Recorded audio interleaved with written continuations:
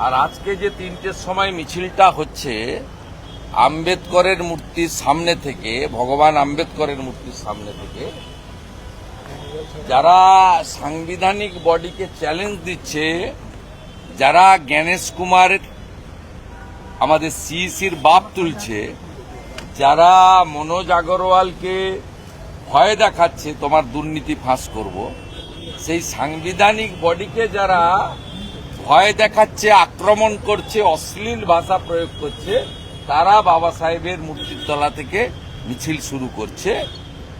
আর যারা চাঁচলে একটা লুম্পেনকে দিয়ে রবি ঠাকুরের ছবি পুড়িয়েছিল, সেই জোড়াসাঁকো ঠাকুর বাড়িতে এসে ওরা শেষ করছে।